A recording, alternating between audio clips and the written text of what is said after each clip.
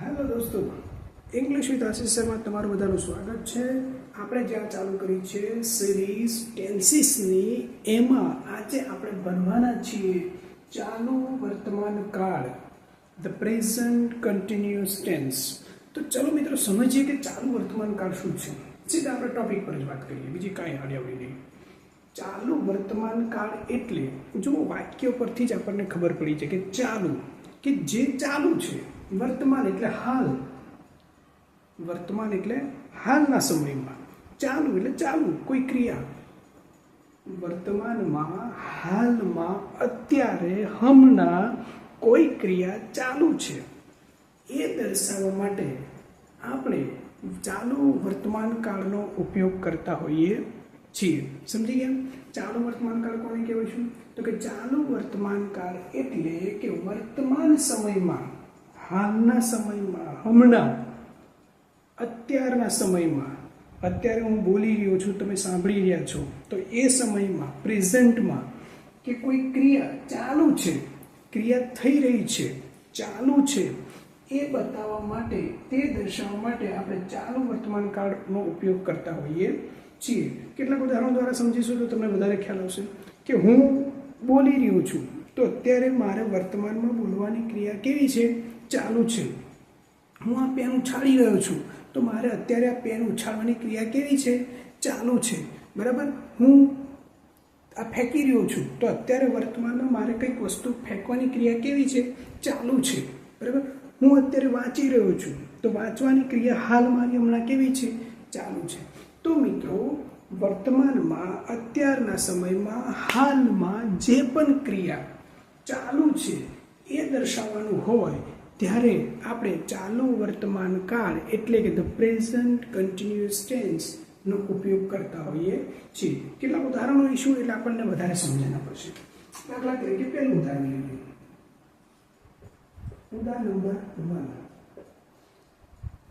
ઉદાહરણ નંબર 1.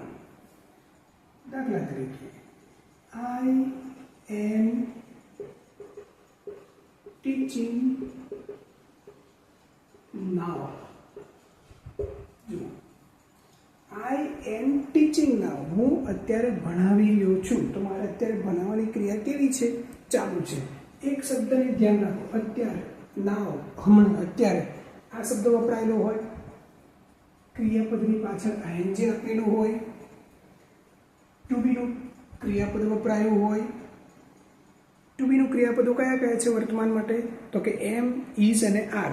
બરાબર? તો આ ટુ બી ના ક્રિયાપદોનો ઉપયોગ થયેલો હોય, ક્રિયાપદની પાછળ ing હોય, નાવ લખેલ જેવા શબ્દો હોય. બરાબર?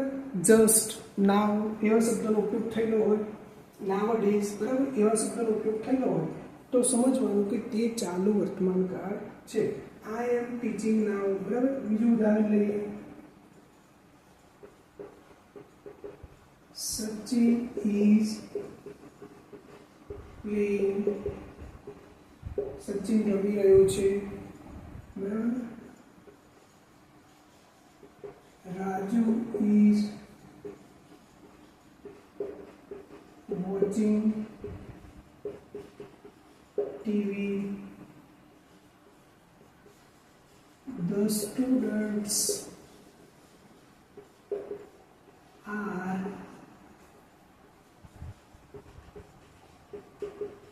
talking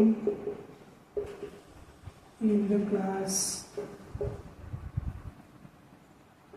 બરાબર? પાંચમું ઉદાહરણ.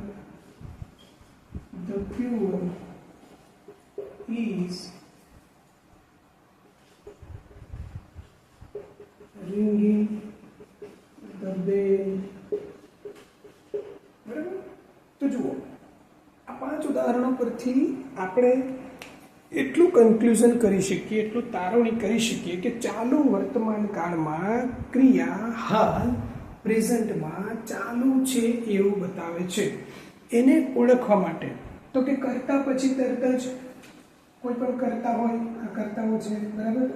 ધ સ્ટુડન્ટ્સ, ધ પ્યોર, આ કરતાઓ પછી તરત જ એમ, ઇઝ, આર, ઇઝ આવા ટુ બીના ક્રિયાપદોનો ઉપયોગ થયેલા હોય, હેલ્પિંગ વર્બ્સનો ઉપયોગ થયેલો હોય, અને બીજું જે મૂળ ક્રિયાપદ છે, જે મુખ્ય ક્રિયાપદ છે, એ ક્રિયાપદની પાછળ આઈએનજી લાગેલો હોય જો, બરાબર. તો સમજવાનું કે આ ચાલુ વર્તમાન કાળ છે. સમજી ગયા? તો ચાલુ વર્તમાન કાળ કોને કહેવાય? તો કે કોઈ પણ ક્રિયા વર્તમાન સમયમાં ચાલુ છે, હમણાં, અત્યારે, તો આપણે એને ચાલુ વર્તમાન કાળ કહેતા હોઈએ છીએ. ઘણી વખત આપણે ભૂલો શું કરીએ છીએ કે ચાલુ વર્તમાન કાળ અને સાદા વર્તમાન કાળને ભેગો કરી નાખીએ છીએ. તો સાદા વર્તમાન કાળ અને ચાલુ વર્તમાન કાળમાં શું ડિફરન્સ હોય તે પણ જોઈએ. ચલો ઉદાહરણ દ્વારા સમજીશું તો આપણને વધારે સમજ પડશે. તો ચાલો કેટલાક ઉદાહરણો જોઈએ આપણે કે સાદો વર્તમાન કાળ અને ચાલુ વર્તમાન કાળને કેવી રીતે ઓળખવો. તો ઉદાહરણ લઈશું. જો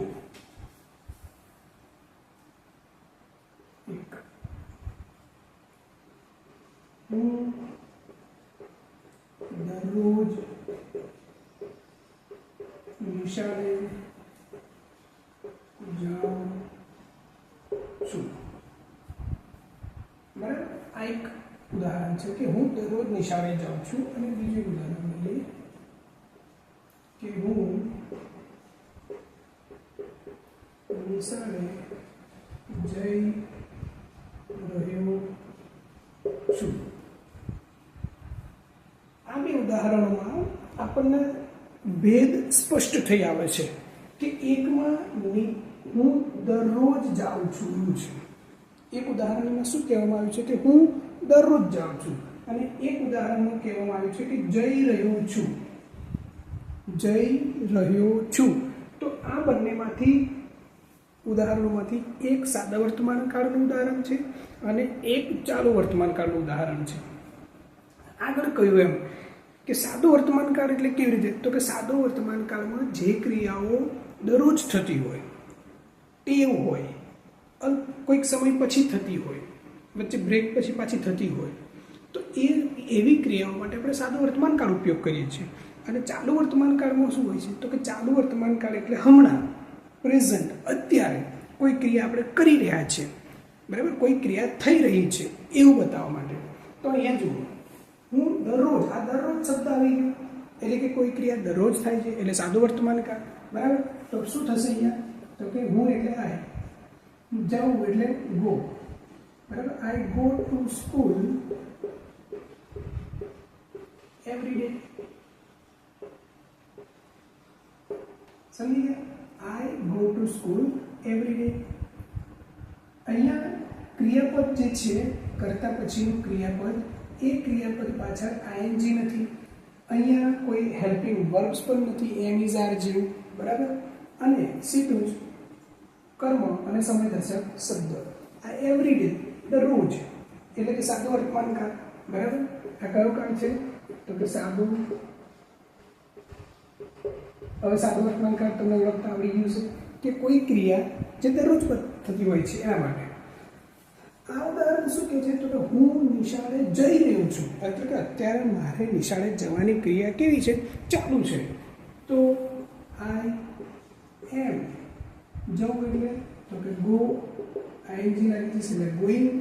આઈ am going to the school.